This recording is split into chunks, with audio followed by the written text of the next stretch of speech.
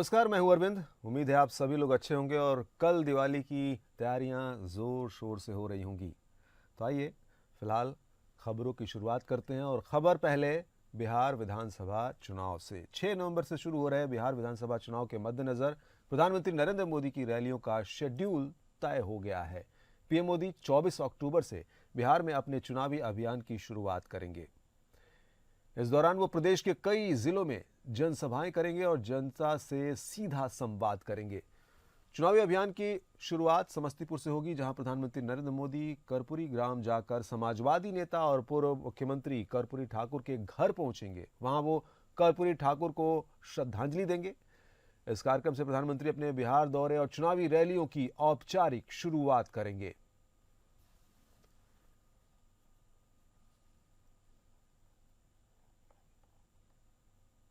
एक लोकप्रिय नेता और भारत के यशस्वी प्रधानमंत्री श्री नरेंद्र मोदी जी का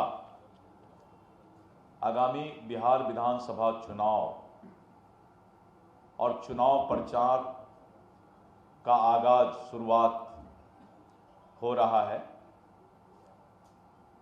आदरणीय प्रधानमंत्री श्री नरेंद्र मोदी जी अपने विधानसभा चुनाव का जो प्रचार अभियान शुरू करेंगे, समस्तीपुर कर्पूरी ग्राम और वहां पर जननायक भारत रत्न कर्पूरी ठाकुर जी के गांव में जाएंगे, उनके घर पर जाएंगे और जननायक भारत रत्न कर्पूरी ठाकुर जी को प्रचार अभियान शुरू करने के पहले उनको श्रद्धांजलि अर्पित करेंगे। तो बिहार चुनाव में एक तरफ जहां चुनाव प्रचार तेजी पकड़ रहा है, वहीं दूसरी तरफ सियासी ड्रामा भी तेज होता जा रहा है। सियासी ड्रामा जिस तरह से तेज हो रहा है, यहां जमकर बयानबाजी भी हो रही है। गिरिराज सिंह ने एक बयान दिया और उसके बाद सियासत तेज हो गई है, जिस पर कांग्रेस हमलावर हो गई है। एक रैली में गिरिराज सिंह ने एक मौलवी के साथ अपनी बातचीत का जिक्र करते हुए कहा था, मैंने मौलवी साहब से पूछा कि क्या उन्हें आयुष्मान कार्ड मिला। उन्होंने कहा हाँ। मैंने पूछा कि क्या इसमें हिंदू मुस्लिम का कोई भेदभाव हुआ। उन्होंने कहा नहीं। फिर मैंने पूछा क्या आपने मुझे वोट दिया। उन्होंने कहा हाँ। लेकिन जब मैंने खुदा की कसम खाने को कहा तो वो चुप हो गए। गिरिराज सिंह रैली में आगे कहते हैं कि जो लोग उपकार को नहीं मानते उन्हें नमक हराम कहते हैं। मैंने मौलवी साहब से साफ कहा कि हमें ऐसे नमक हरामों का वोट नहीं चाहिए। आयुष्मान कार्ड मिला, कहा हाँ मिला। हिंदू मुसलमान हुआ, कहा नहीं हुआ। हमके लिए बड़ा अच्छा, आपने हमको वोट दिया था, कहा हाँ दिया था। हमके जड़ी खुदा का नाम लेके बोलिए तो कहा नहीं दिया था। हमने कहा नरेंद्र मोदी ने गाली दिया था तो नहीं, हमने गाली दिया था तो नहीं। मैंने कहा तो मेरी गलती क्या थी। जो किसी के उपकार को ना उपकार माने उसको नमक हराम क्या बोलते हैं। अरे जो किसी का उपकार ना माने उसको क्या बोलते हैं, उसको क्या बोलते हैं।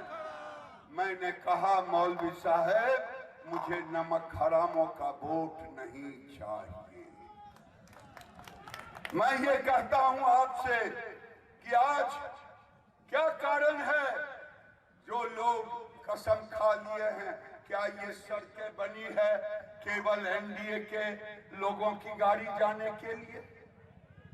मुझे एक नौजवान ने आज मुख्यमंत्री जी कहा मेरी गाड़ी चलती थी टैंक लॉरी, उसमें 3 महीना में टायर खराब होता था, आज 3 साल चलता है। गाड़ियों का मेंटेनेंस, ये बिहार बदला हुआ बिहार है। इस बिहार की सुरक्षा आपके हाथ में है, इस बिहार की रक्षा आपके हाथ में है, बहन बेटी की रक्षा आपके हाथ में है। तो ये है केंद्रीय मंत्री और बीजेपी के फायर ब्रांड नेता गिरिराज सिंह, और इनका एक और बयान भी चर्चा में है। उन्होंने कहा है कि मिशनरी स्कूल से निकले हुए स्टूडेंट आईएएस आईपीएस तो बनते हैं, लेकिन वो गौ मांस खाते हैं, इसलिए इन स्कूलों में भी गीता पढ़ाई जानी चाहिए। इस पर जेडीयू ने प्रतिक्रिया दी है। केंद्रीय मंत्री गिरिराज सिंह के इस बयान पर जेडीयू प्रवक्ता राजीव रंजन ने कहा है कि ऐसे ही बयानों के लिए गिरिराज सिंह जाने जाते हैं। बयान देना ही उनकी यूएसपी है, इसलिए उनकी चिंता बीजेपी को होनी चाहिए, जेडीयू को नहीं। अब बीजेपी से आधिकारिक बयान बताती है या फिर व्यक्तिगत बयान बताकर पल्ला झाड़ती है, ये तो बीजेपी को तय करना है। वहीं उन्होंने गिरिराज सिंह के इस बयान को लेकर कहा कि उनके इस बयान का खंडन होना चाहिए। अलायंस से जब सरकार चल रही है तो उन्हें इस बात का ख्याल रखना चाहिए। साथ ही उन्होंने कहा कि जिन मुद्दों पर हमारा बीजेपी से मतभेद रहा है, बीजेपी उन मुद्दों पर इस तरह से प्रतिक्रिया नहीं दे सकती, इस तरह की बातें नहीं होनी चाहिए। बीजेपी उन मुद्दों पर हमारा सम्मान करती रही है।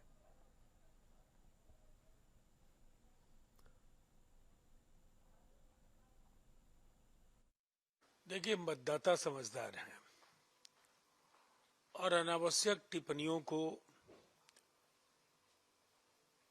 वो पहले भी दरकिनार करके अपने फैसले करते रहे हैं। बिहार के मुसलमान मतदाताओं का यकीन नीतीश कुमार जी के साथ है।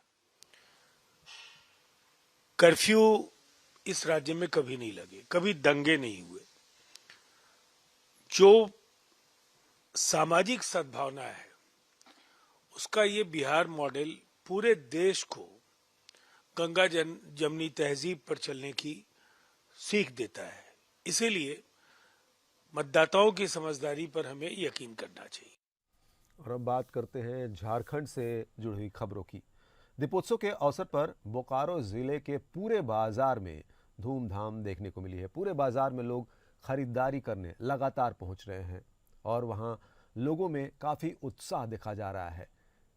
जीएसटी घटना का असर साफ तौर पर लोगों की संख्या और उत्साह को देखकर पता चल रहा है। इस धनतेरस पर खास तौर पर ऑटोमोबाइल सेक्टर में घटे हुए जीएसटी का असर काफ़ी व्यापक रूप से दिखाई दे रहा है। लोग शोरूम में जाकर क्रमबद्ध तरीके से दो पहिया वाहन लेने के लिए भीड़ लगाए हुए हैं और शोरूम में गाड़ियां कम पड़ जा रही हैं। वहीं शोरूम के मैनेजर ने बताया कि पिछले साल से इस साल करीब 20 से 30% सेल्स में ग्रोथ देखा जा रहा है। ये पिछले 3-4 साल में सबसे अधिक ग्रोथ है। व्यापारियों की ओर से लोगों पर इस जीएसटी घरों में आई कमी का असर साफ तौर पर देखा जा सकता है। वहीं ग्राहकों में बताया जा रहा है कि जीएसटी घटने से साफ तौर पर फायदा हुआ है। खास तौर पर मिडिल क्लास को यह सरकार की तरफ से एक अच्छा तोहफा है। कुछ ग्राहकों का कहना है कि जीएसटी घटा तो है, लेकिन कुछ और घटता तो ज्यादा अच्छा होता। इस बार का तो सबसे पहले मैं बोलना चाहूँगा बोकारो वासियों को धनतेरस की हार्दिक शुभकामनाएं। और धनतेरस की बात करूंगा तो जैसा अभी रिसेंटली टू व्हीलर पे जीएसटी भी रिवाइज हुई है। पहले 28% थी और अभी 18% है। तो और प्लस फेस्टिवल का भी ऑफर आया हुआ है। तो ये दोनों को इम्पैक्ट देखते हुए मार्केट में बहुत ही अच्छी कस्टमर का फुटफॉल है। मार्केट बहुत ही अच्छा माहौल बना हुआ है। लोगों का फुटफॉल यहाँ पे आया हुआ है। बहुत सारी गाड़ियां तो पहले से बुकिंग थी, मगर अभी हालात ऐसी आ गई हैं कि हमारे पास गाड़ियां स्टॉक आउट हो गई है। और दिवाली से ठीक पहले बाइक चोरी के मामले में रांची पुलिस द्वारा एक बड़ी कार्रवाई को अंजाम दिया गया है। दरअसल ग्रामीण एसपी प्रवीण पुष्कर के नेतृत्व में एक टीम की अगुवाई की गई, जिसने पर्याप्त सूचना के आधार पर इस मामले के खिलाफ जांच बिठाया और फिर चोरी की गई 7 बाइक के साथ शातिर चोर को भी रंगे हाथों पकड़कर गिरफ्तार किया। इस संबंध में विस्तृत जानकारी देते हुए रांची के कांके थाना पहुंचकर खुद ग्रामीण एसपी ने अपराध पर खुलासे किए।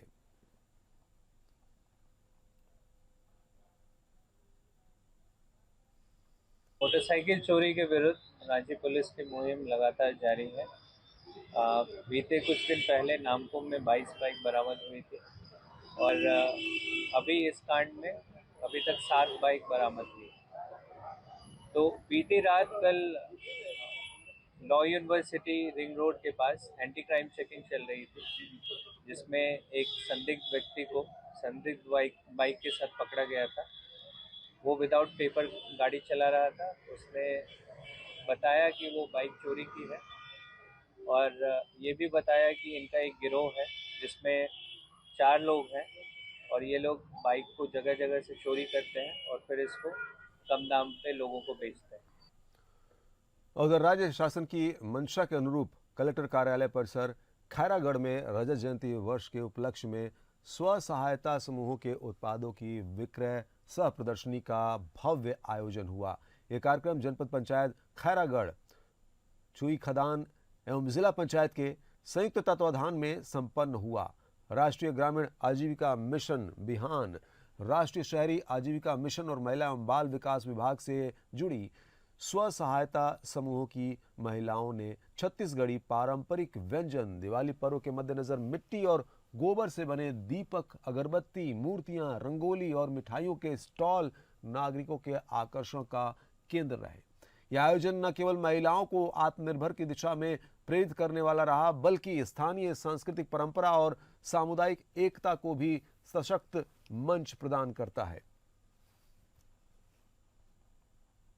कलेक्ट्रेट परिसर में स्वयं सहायता समूह के द्वारा महिलाओं के द्वारा स्टॉल लगाया गया है, जो कि छत्तीसगढ़ के रजत जयंती के शुभ अवसर पर मतलब बहुत सारे कार्यक्रम आया हुआ है। उस कार्यक्रम के तहत आज कलेक्टर परिषद में स्वयं सहायता की महिलाएं, हमारी बहनें हमारी यहाँ स्टॉल लगाई हुई है। बहुत सारी स्टॉल लगाई हुई है। कभी कोई बड़ी बिजोरी का पापड़ स्टॉल लगा हुआ है, कोई गुपचुप का, कोई यहाँ लक्ष्मी माता की जो माता रानी की मूर्ति है वो लेकर आई है। दूर दराज गांव से आई हैं। मैं तो कहती हूँ कि बहुत ही अच्छा मतलब महिलाओं को सशक्त बनाने के लिए इस प्रकार का कार्यक्रम होना चाहिए और हमेशा होता रहेगा।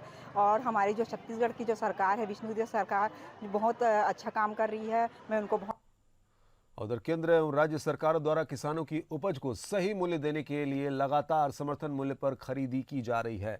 इसी क्रम में दलहन और तिलहन फसलों की खरीदी न्यूनतम समर्थन पर सुनिश्चित करने और जिले में दलहन और तिलहन फसलों की पैदावार को बढ़ावा देने के लिए प्रधानमंत्री अन्नदाता आय संरक्षण योजना अभियान का संचालन कृषि विभाग के द्वारा किया जा रहा है।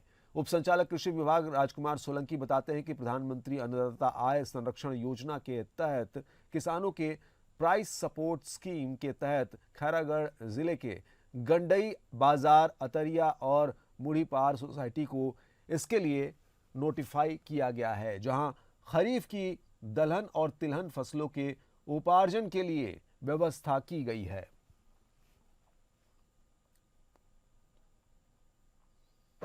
ये आरंभ की है। हमारे ज़िले में 3 खरीदी केंद्र, 3 सोसाइटियाँ हैं, इसको नोटिफाई किया गया है। गंडई है, मुढ़ीपार है और बाजार अतरिया है। यहाँ पर खरीफ और रबी की जो दलहन फसलें हैं, हमारी तिलहन फसलें हैं, इसको सपोर्ट प्राइस में उपार्जन करने का प्रावधान है।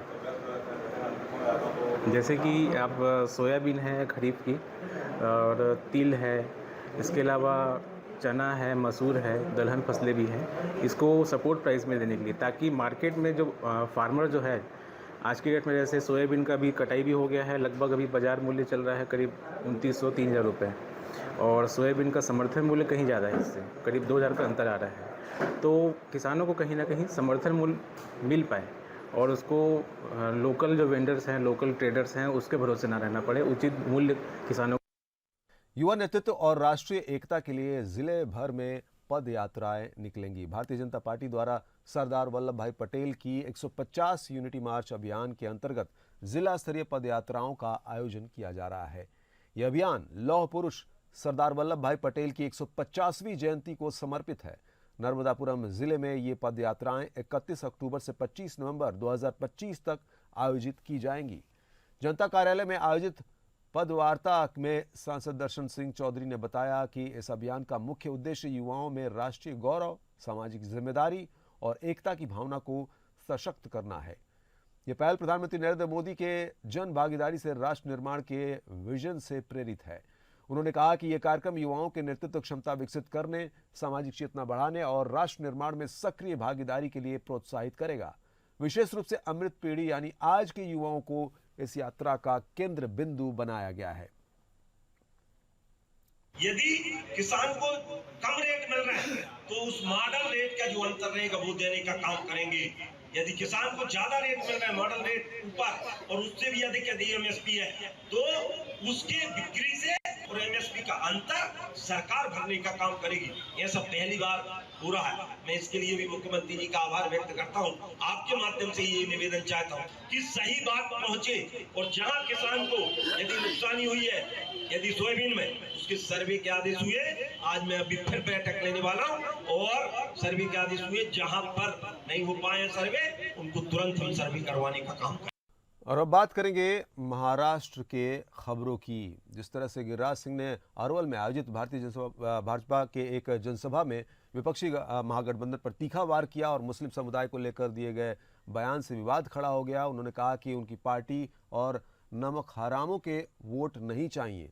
अरवल विधानसभा क्षेत्र में भाजपा उम्मीदवार ने एक रैली को संबोधित करते हुए गिरिराज सिंह ने जिस तरह से ये तुलना की है, मुस्लिम व्यक्ति के साथ हुई बातचीत का किस्सा सुनाया। उन्होंने कहा कि मैंने उनसे पूछा क्या आपको आयुष्मान कार्ड मिला। उन्होंने कहा कि क्या इसमें कोई हिंदू मुस्लिम का मसला आया। उन्होंने कहा नहीं। मैंने कहा बहुत अच्छा। फिर मैंने पूछा क्या आपने मुझे वोट दिया। उन्होंने कहा खुदा की कसम खाते हुए बताइए तो मुझे वोट दिया यानी। उन्होंने कहा नहीं। मैंने पूछा फिर नहीं क्या ऐसी क्या हमने कोई गाली दी आपको। मैंने पूछा मेरी गलती क्या थी। मुझे नमक हरामों के वोट नहीं चाहिए, ये कहा आखिर में गिरिराज सिंह ने। और इस पर प्रतिक्रियाएं तेज हो गई हैं। निर्दलीय सांसद पप्पू यादव ने कहा है कि वो भाषा की सारी सीमाएं लांघ रहे हैं। सब जानते हैं कि किसने देश से गद्दारी की और अंग्रेजों के साथ खड़ा हुआ। गिरिराज को पहले वो इतिहास याद करना चाहिए। शिवसेना नेता संजय राउत ने भी केंद्रीय मंत्री पर हमला बोला और पूछा अगर कोई आपको वोट नहीं देता तो क्या वो सब नमक हराम है। तो गिरिराज सिंह ने अगर किसी को नमक हराम कहा है उसका मतलब कोई नमक हराम नहीं होता है ना। बात ऐसे उसने नमक हराम क्यों कहा कि गिरिराज सिंह जी कहते हैं, जो केंद्रीय मंत्री है, कि केंद्र के सभी योजनाओं का लाभ मुसलमान उठाते हैं, करेक्ट, और हमको वोट नहीं देते। ये सरासर गलत है। बहुत से ऐसी जगह है जहां मुसलमानों ने 2014 में मोदी को भर भर के वोट दिया है। यूपी में दिया है, बिहार में दिया है। तो आप उनको नमक हराम, आपको वोट नहीं दिया इसलिए आपके नमक हराम है देश के लोग। आपको अधिकार किसने दिया किसी एक जाति को? तो आपको तो इस देश में बड़ी संख्या में हिंदुओं ने वोट नहीं दिया है। तो दिवाली के पावन अवसर पर पूर्व राज्य मंत्री प्रवीण पोटे पाटिल हर वर्ष की तरह इस वर्ष भी वंचितों के साथ दिवाली मनाएंगे। इस सामाजिक पहल के तहत आधार केंद्र पर वंचित लोगों के साथ स्नेह मेला आयोजित किया गया और उन्हें दिवाली साहित्य वितरित किया गया। ये पहल समाज के वंचितों को दिवाली की खुशियों में भागीदार बनाने के साथ साथ उन्हें इस त्योहार पर स्नेह और सहयोग प्रदान करने के लिए आयोजित की गई है। कार्यक्रम में वंचितों को दिवाली के लिए आवश्यक साहित्य वितरित किया गया और उनके साथ दोपहर के भोजन का कार्यक्रम भी आयोजित किया गया। हम अपनी दिवाली आधार केंद्र और उन स्थानों पर जाकर मनाते हैं जहां वंचित केंद्र और वृद्धाश्रम है। दिवाली मनाने का हमारा उद्देश्य यही है कि लोग हमारा अनुसरण करें और इसके पीछे मकसद यही है कि महाराष्ट्र में, इस देश में जो भी दिवाली के अंधेरे में है उसके लिए दिवाली का उजाला हो। और उधर महाराष्ट्र के नंबुरबार जिले के वहां पर शाहदा पुलिस क्षेत्राधिकार में एक सड़क दुर्घटना सामने आई है। इस दौरान हादसे में 8 लोगों की मौत हो गई है। ये दुर्घटना नंबुरबार के चंदशाली घाट पर एक वाहन के गिरने से हुई है। वहीं 8 लोग घायल भी हुए हैं और उनका इलाज नजदीकी अस्पताल में चल रहा है। इस घटना की जानकारी नंबुरबार पुलिस के हवाले से दी गई है। मिली जानकारी के मुताबिक ये दुर्घटना तब हुई जब श्रद्धालुओं से भरी एक पिकअप गाड़ी चांदसैली घाट में अनियंत्रित होकर पलट गई। इस गाड़ी में सवार सभी लोग पवित्र अस्तंबा यात्रा संपन्न करके घर लौट रहे थे। ये बताया जा रहा है कि घाट के रास्ते से गुजरते समय चालक ने गाड़ी पर से अपना नियंत्रण खो दिया, जिसके कारण ये भयावह दुर्घटना घटित हुई।